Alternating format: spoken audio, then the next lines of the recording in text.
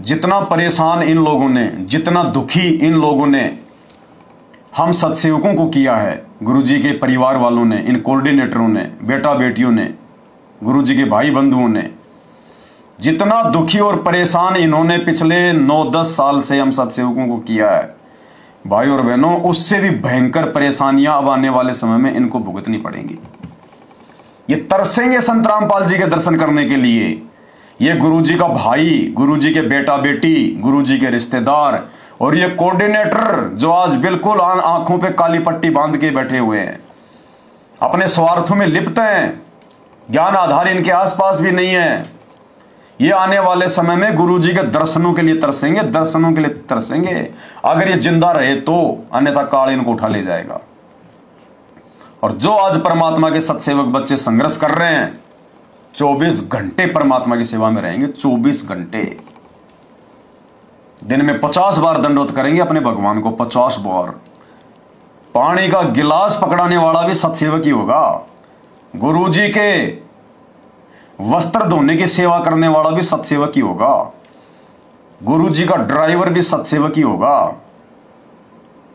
गुरुजी के चप्पल जूते उठाने वाला भी सत्सेवक ही होगा। गुरुजी के आदेशों को संगत में आगे बताने वाला भी सत्सेवक ही होगा। परमात्मा के बच्चे होंगे।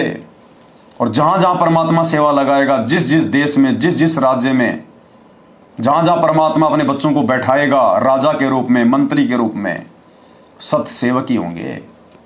तरसेंगे ये वर्तमान के कोऑर्डिनेटर, ये गुरुजी के परिवार वाले, ये तरसेंगे सेवाओं के लिए। ये बैठ के अपने उन कर्मों को रोएंगे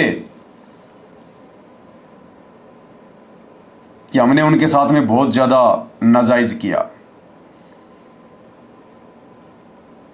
अरे चाहते तो हमारे भी हाथ थे।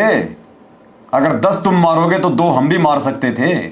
10 गाड़ियां तुम निकालोगे तो 2 गाड़ियां तो हम भी निकाल सकते हैं। जुबान तो हमारी भी है, लेकिन हम डरते हैं परमात्मा के विधान से।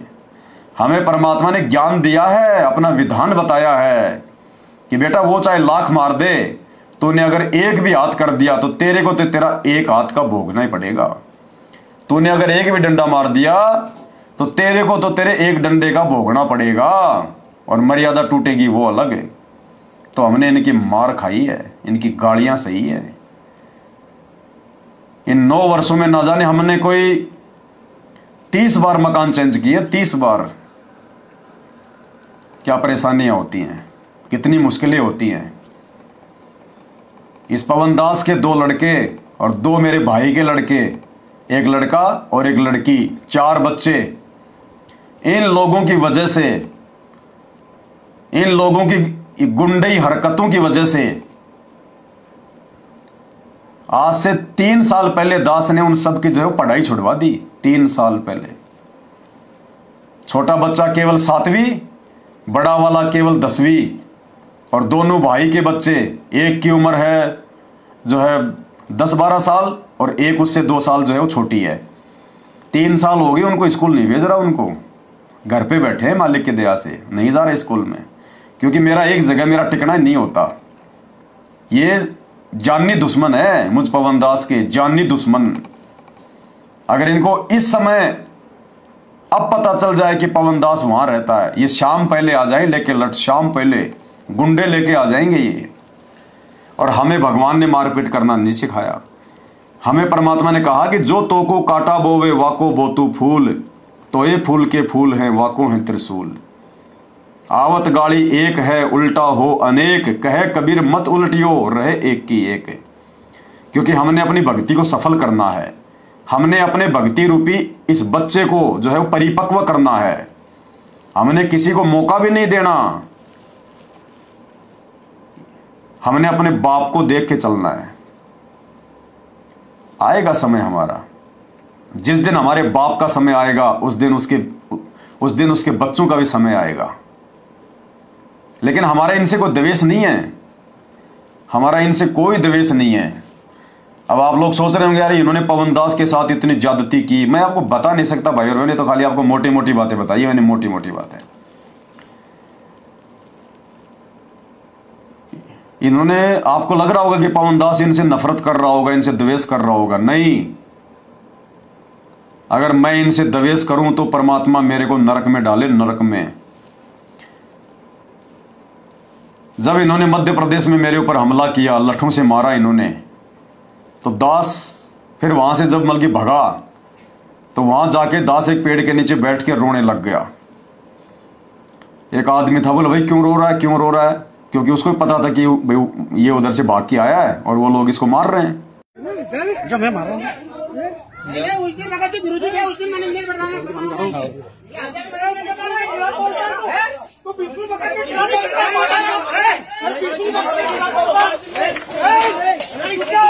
लेके आतंकवाद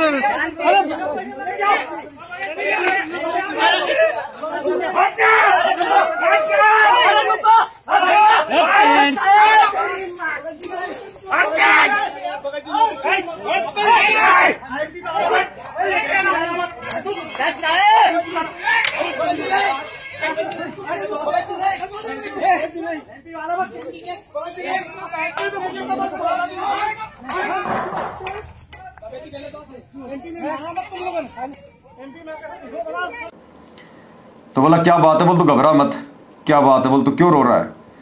तो मैंने कहा यार वो मेरे भाई है, वो मेरे बड़े भाई है, और मैं अपने परमात्मा से ये प्रार्थना कर रहा हूं कि परमात्मा उन्होंने जो किया सो किया, ए मालिक उनको आप कोई सजा मत देना उनको। वो मेरे बड़े भाई हैं, उनको ज्ञान नहीं है, उम्र में बड़े हैं, कोई बात नहीं, लेकिन मालिक आपने मुझे जो है ज्ञान में आपने मुझे बड़ा बनाया, और परमात्मा उन्होंने जो कर दिया सो कर दिया। क्योंकि मैंने आपका एक सत्संग सुना हुआ है, आपका विधान है कि मेरे भगत को अगर कोई नाजायज अगर कोई दुखी करेगा, अगर कोई मेरे भगत को अगर कोई परेशान करेगा, तो परमात्मा कहते हैं मैं उसको धरती से मिटा दूंगा उसको, चाहे वो भगत ही क्यों ना हो सामने वाला। ये मालिक का ये विधान है। दुर्वासा ऋषि की कहानी और राजा अम्बरीश की कहानी में ये परमात्मा ने हमें बताया कि दो भगत हैं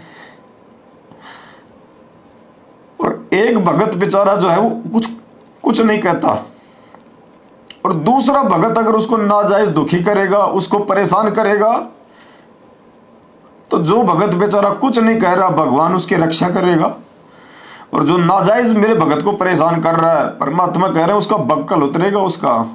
ये विधान है परमात्मा का, ये अटल है। तो दास ये सोच के रोने लगा कि परमात्मा ये बेमौत मारे जाएंगे, इसलिए मैं वहां पे रोने लग गया। मैंने परमात्मा से अरदास करी कि गुरुजी आप इनको माफ कर देना, इनको पता नहीं है कितनी बड़ी मां गलती कर रहे हैं, ये आपको मानुष समझ रहे हैं। आपके इस भक्ति मार्ग को, मोक्ष के मार्ग को इन्होंने केवल अपना पेट कमाई का जो है धंधा समझ लिया इन्होंने। इसलिए दास वहां बैठ कर रोने लगा। वहां पे राग द्वेष तो कभी सौपन में भी नहीं आ सकता दास को। मालिक ने कह दिया बेटा जिसके जैसे कर्म है समय आने पर भोगना पड़ेगा, ये मेरा अटल विधान है, वो बच नहीं पाएगा। और कहते हैं अगर भगत होके कोई गलती करेगा उसको तो 8 गुना ज्यादा सजा मिलती है आम आदमी से, क्योंकि आम आदमी को तो बेचारे को ज्ञान नहीं होता है, वो गलतियां कर सकता है। अब आज हम लाइव आ रहे हैं, हिंदू भी देख रहा है, कोई मुसलमान भी देख रहा है, सब हमारे भाई बहन है। बहुत सारे लोग दास को माँ बहन की गालियां भी निकालते हैं। भाई और बहनों, इनको फिर भी जो है मतलब माफी मिल जाएगी आने वाले समय में। परमात्मा इनको फिर भी जो है मतलब माफ कर देगा, क्योंकि इनको बेचारों को मालूम नहीं अभी कि संत रामपाल जी कौन है, क्या लीला कर रहा है।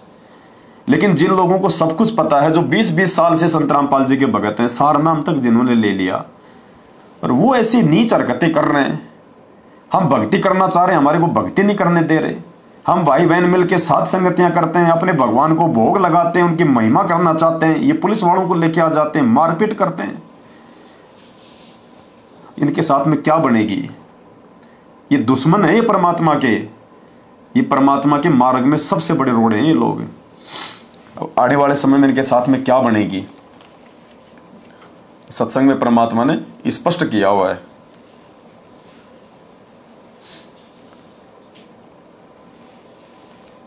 देखो क्या कह रहे परमात्मा। इसमें एक बहुत बड़ा नियम है प्रभु का कि सबसे ज्यादा हमें अधीन रहना होगा।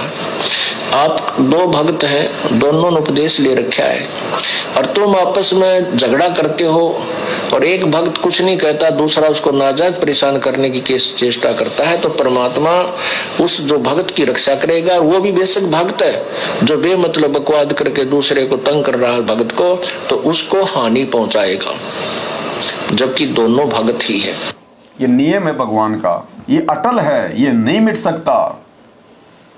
और हर समय परमात्मा ने मेरी रक्षा करी है, हर समय भगवान ने मुझे बचाया, वरना ये मेरे को 50 बार मार चुके होते ये लोग, 50 बार, लेकिन हर बार मुझे परमात्मा ने बचाया। हम हिसार में गए साथ संगति करने, वहां पे ये लोग 200 भक्तों को लेके आ गए, सबके हाथों में डंडे, और उन बेचारे भोले भाले भक्तों को जो है इन्होंने गुरुजी का नाम लेके उनको जो है गुमराह कर दिया। स्पेशल सेवा के नाम पे इन्होंने 200 भगत इकट्ठे किए आश्रमों में, मोटे मोटे हट्टे कट्टे, सबके हाथों में दे दिए लठ और हर चौराहे पे खड़ा कर दिया और कहा कि गुरुजी का आदेश है, छोड़ना नहीं है उनको। हिसार की जो पुलिस है वो लेके आ गए और हम सब लोग अंदर, हम 200-300 भाई अंदर, हिसार की पूरी थाने की जो है वो पुलिस लेके आ गए और 200 लोगों ने हमें चारों तरफ से घेर लिया वहां हिसार में।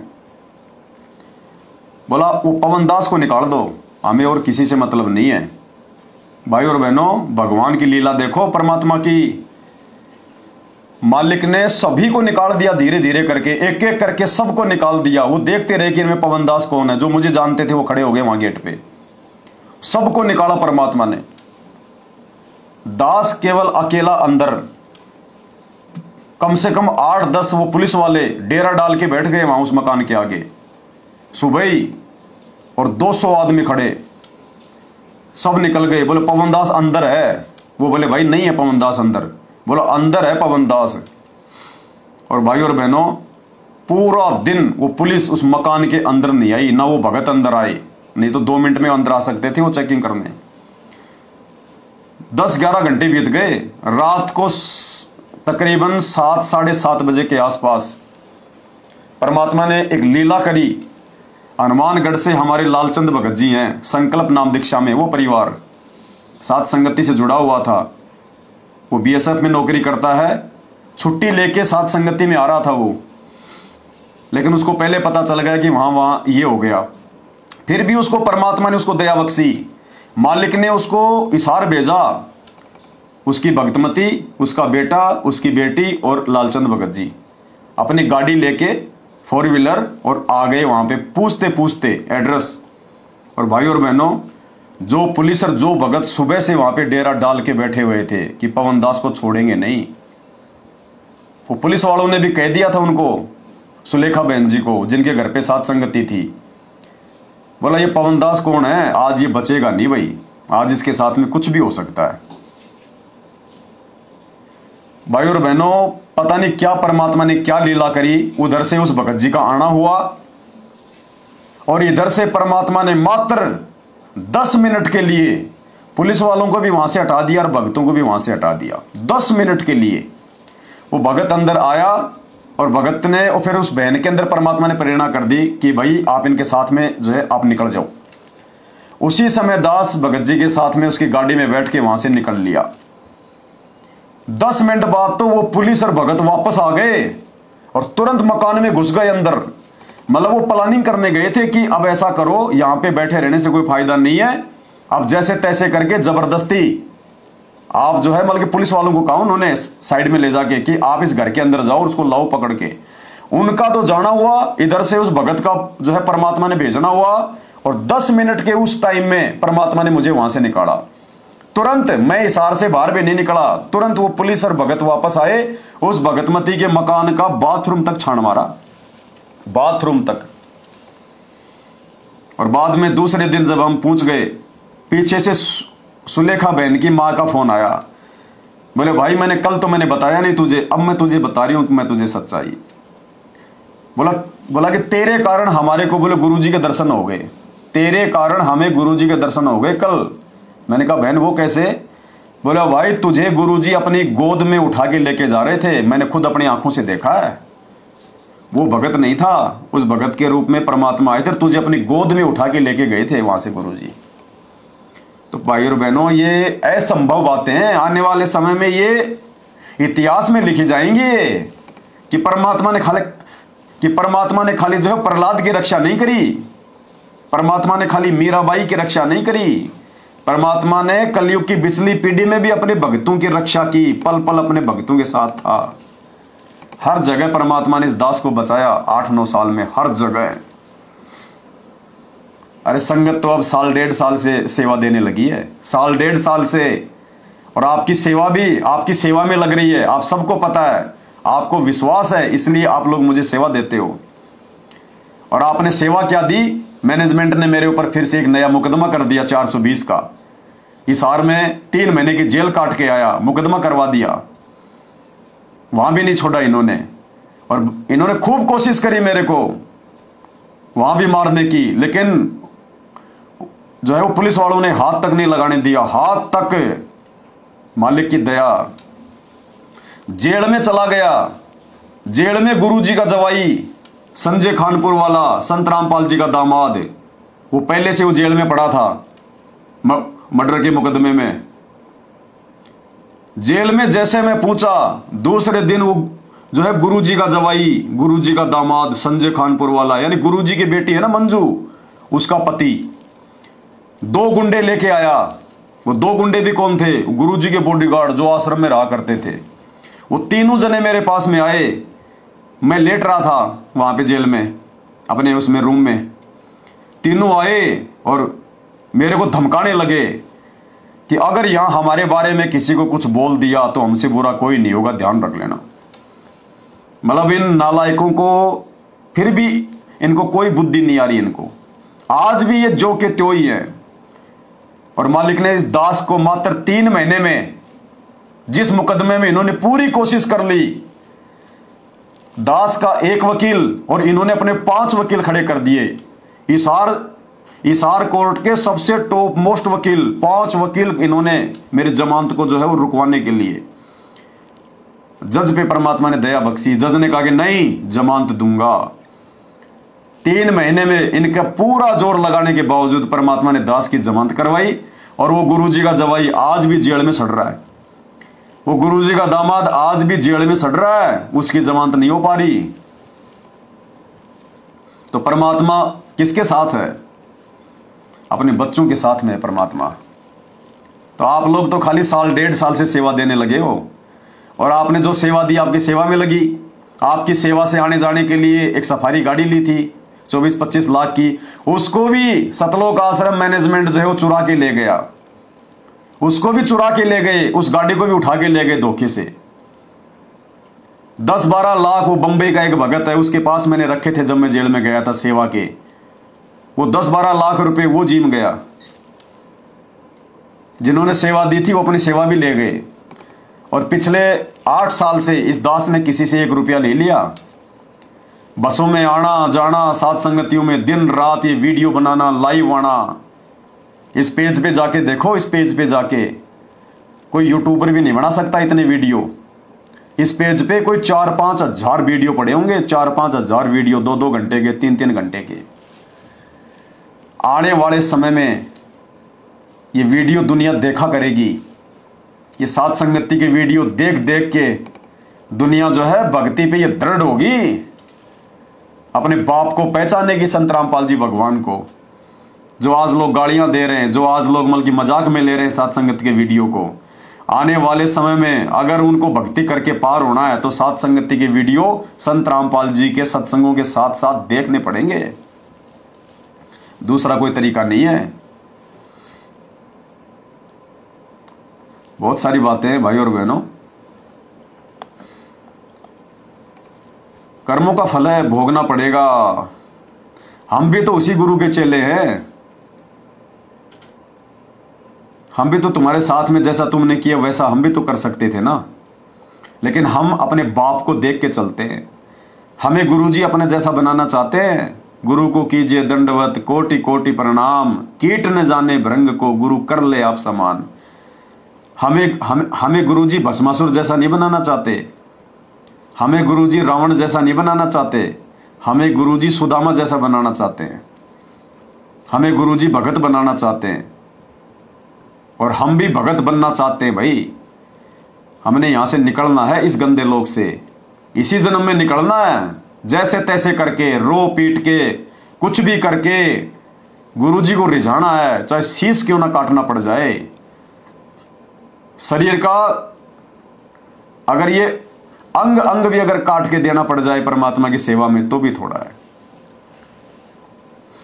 तो भाई और बहनों, आज अपने गुरुजी के प्रति जो भाव, अपने गुरुजी के प्रति जो प्यार, जो प्रेम, अपने गुरुजी के प्रति जो समर्पण, जो निष्ठा, अपने गुरुजी के प्रति मर मिटने का जो एक जज्बा, ये केवल और केवल सत्सेवकों में है, बाकी नहीं है। बाकी सिर्फ जुबान पे गुरुजी, बंदी छोड़, सतगुरु, संत रामपाल जी महाराज, संत रामपाल जी कबीर हैं, संत रामपाल जी भगवान है, केवल उन आश्रमों में खाली जुबान पे है। यहां से कोई नहीं मानता संत रामपाल जी को कि ये खुद ही कबीर है, खुद ही भगवान है। अगर मान लेते तो कागज के टुकड़े का, वो नकली फोटो का, दाढ़ी मूंछ वाले को अपना बाप मानने की जरूरत नहीं पड़ती। हम सत्सेवकों ने फाड़ फाड़ के फेंका है उन फोटोओं को, फाड़ फाड़ के 5 जगह मुकदमे हो रखे हैं, 5 जगह, एक भी थाने से फोन नहीं आया, क्योंकि समर्थ बैठा ऊपर, सबका बाप, वो चाहेगा वो होगा। दुनिया चाहे कितने चाहे जोर लगा ले, जो मेरा गुरु चाहेगा, जो मेरा बाप चाहेगा वो होगा। वहां से हमारे को हिम्मत मिलती है। नहीं, हमें कौन सी पेंशन मिल रही है, हमें कौन सा मेडल मिल रहा है, दुनिया भर के तो गालियां खा रहे हैं, मार खा रहे हैं, फिर हमें कोई मजा आ रहा है क्या? कोई 4-4 घंटे 3-3 घंटे लाइव आ रहे हैं, आपको समझा कि मुझे मोक्ष मिल जाएगा क्या? लेकिन जिम्मेदारी अपने बाप की गैर हाजिरी में आने वाले पुण्यात्माओं, जब जब ये परमात्मा धरती पर आया है, जब जब ये भगवान धरती पर आया है, हर समय इस परमात्मा, अब दास ज्यादा नहीं कहना चाहता, हर समय परमात्मा कुछ एक आत्माओं को अपने साथ में लेके आता है। सतलोक से ही लेके आता है परमात्मा कुछ एक आत्माओं को अपने मिशन में सहयोग के लिए, क्योंकि काल अपने दुनिया भर के दूत भेज देता है उनके मिशन को बर्बाद करने के लिए। दुनिया भर के दूत उनके आसपास ही पैदा कर देता है काल। ये रूल है, ये विधान है। और परमात्मा भी कुछ आत्माओं को अपने साथ में लेके आते हैं। 650 साल पहले जब कबीर जी आए तो उस काल में कमाल नाम का दूत भेज दिया, मृत्यु अंधा नाम का दूत। वो कमाल जो था वो दूत था वो काल का, आज बताया परमात्मा ने। और आगे चल के उस कमाल ने परमात्मा की संगत के 2 टुकड़े कर दिए। गुरुद्रोही घोषित हुआ वो, रियल गुरुद्रोही। वो काल का दूत था परमात्मा के मार्ग में। उसके बाद परमात्मा ने देखा कि मैं धर्मदास के माध्यम से अपने मार्ग को चलाऊं। धर्मदास के घर में काल ने उसके बेटे नारायण दास के रूप में अपना मृत्यु अंधा नाम का दूत भेज दिया। उसके बाद परमात्मा ने सोचा मैं धर्मदास के माध्यम से अपना मार्ग चलाऊं, तो धर्मदास में काल ने कुप्रेरणा कर दी। जो नाम परमात्मा ने दिया था वो नाम वो अपने बेटे को बताने वाला था, वो मुक्तामणि को, चूड़ामणि को। लेकिन उससे पहले परमात्मा ने, वो अंतर्यामी थे, वो तो जगन्नाथ ले जाके समाधि दे दी। आगे चल के यही परमात्मा नानक जी के रूप में आया। नानक जी के रूप में परमात्मा ने अपना खेल खेला। तो नानक जी के दोनों बेटे उनके मरने के बाद, उनके शरीर छोड़ने के बाद में काल के दूत हो गए। जीते जी भी उसकी बात नहीं मानते थे, और मरने के बाद नानक जी के पंथ के दो टुकड़े कर दिए, दोनों ने अलग अलग। और आज वही कबीर भगवान संत रामपाल जी के रूप में धरती पर आया है। तो उनके दोनों बेटे, दोनों बेटियां और उनका भाई, ये काल के दूत हैं, स्पेशल काल के दूत हैं ये। इसलिए परमात्मा कुछ नहीं कहता उनको, कुछ नहीं कहता परमात्मा। वो जो कहते हैं परमात्मा यश कर रहा है, क्योंकि लीला चल रही है, खेल चल रहा है। अगर इस समय अगर गुरुजी का परिवार कहेगा कि गुरुजी, हाँ भाई गुरुजी आपकी बेटी मंजू, उसको आश्रम से नो एंट्री कर दो गुरुजी, गुरुजी उसी समय नो एंट्री करेंगे उसकी। और 4 महीने पहले आपको पता होना चाहिए गुरुजी की बेटी मंजू के नाम का पीड़ा पर्चा संगत में आ गया था कि मंजू की सभी आश्रमों से नो एंट्री की जाती है। क्यों? क्योंकि मंजू अपने चाचा की बात नहीं मान रही थी, महेंद्र भगोड़े की बात नहीं मान रही थी, उसकी नो एंट्री कर दी गई। 5-7 दिन बाद में उसने माफी मांगी, उसकी वापस उसकी एंट्री की हुई। संजीव हुड्डा उत्तर प्रदेश का स्टेट कोऑर्डिनेटर, उसकी नो एंट्री हुई। फिर संजीव हुड्डा ने पैर पकड़े महेंद्र के, फिर महेंद्र ने वापस उसकी एंट्री की और उत्तर प्रदेश का शामली का आश्रम उससे छीन लिया, देशराज को दे दिया, दिल्ली वाले को। गुरुजी के परिवार और हरियाणा के स्टेट कोऑर्डिनेटर अमन गोदारा जो कि रोहतक का है, उनके बीच में लट्ठम लठ। गुरुजी का भाई और गुरुजी के दोनों बेटे और बेटियां, इनमें लट्ठम लठ, संपत्ति को लेके, पैसों को लेके ढंग से खेचातानी हुई खूब अच्छे से। उसके बाद में गुरुजी के भाई ने, महेंद्र ने देखा कि दाल तेरी नहीं गलेगी, गुरुजी के दोनों बेटों को धनाना में आश्रम खोल दिया। ये जो धनाना आश्रम है ना, ये गुरुजी के दोनों बेटों के लिए है कि बच्चों तुम यहां करो अपना धंधा, बाकी आश्रम में, बाकी बहुत सारे आश्रम है, वो आश्रम अपना मैं खोल लूंगा। महेंद्र ने धनाना आश्रम गुरुजी के बेटों के लिए खुलवाया कि कहीं मेरे बीच में टांग न अड़ाएं। ये धंधा हो रहा है, धंधा, धर्म नहीं, ये धंधा है, पढ़ा लिखा भी अंधा है। ये संगत रोएगी, रोएगी ये संगत है। अरे इस संगत ने क्या सत्संग सुने संत रामपाल जी के, क्या खाक सत्संग सुने तुम लोगों ने, मर जाओ डूब के, धिक्कार है तुम्हारे को। ये गुरुद्रोही की तुम्हारे को जो है परिभाषा का नहीं पता। अरे ये दुनिया वालों को तो देशद्रोही की परिभाषा का नहीं पता। संत रामपाल जी को देशद्रोही, देशद्रोही, देशद्रोही, ऐसे महापुरुष को देशद्रोही घोषित कर दिया। संत रामपाल जी को देखो काल का षड्यंत्र, लेकिन खेल चल रहा है परमात्मा का। सतगुरु चाहे तो एक सेकंड में, एक मालिक को एक सेकंड का 100वां हिस्सा लगे, ये परमेश्वर 2 मिनट में यूं कर दे बिल्कुल उल्टा। लेकिन नहीं, ये कलयुग की बिचली पीढ़ी है। परमात्मा ने चमत्कार नहीं करना, मालिक ने ज्ञान दिया है, शिक्षा दी है, प्रमाण दिखाएं। ये ज्ञान मार्ग है, परमात्मा ज्ञान से अपनी पहचान करवाएगा और ज्ञान से ही आत्माओं को दृढ़ करेगा, विश्वासी बनाएगा। इसलिए परमात्मा खेल खेल रहा है कि काल ने जितना करना उतना करे, जितनी गंदगी फैलानी है फैलाए, जितना अपने एजेंटों के माध्यम से मेरे मार्ग को बर्बाद करवाना है करवाए। जो मेरे हंस होंगे, जो मेरे बच्चे होंगे, जो मेरे भगत होंगे, वो तो मेरी राह पे चलेंगे। जो कोयल के बच्चे होंगे वो तो कोयल की बोली बोलेंगे, और जो कव्वे के होंगे वो काऊ काऊ करेंगे। तो ये सतलोक आश्रम मैनेजमेंट हरियाणा, ये कोऑर्डिनेटर, गुरुजी के परिवार, रिश्तेदार, ये सब के सब ये काल के एजेंट, ये कव्वे हैं, कव्वे।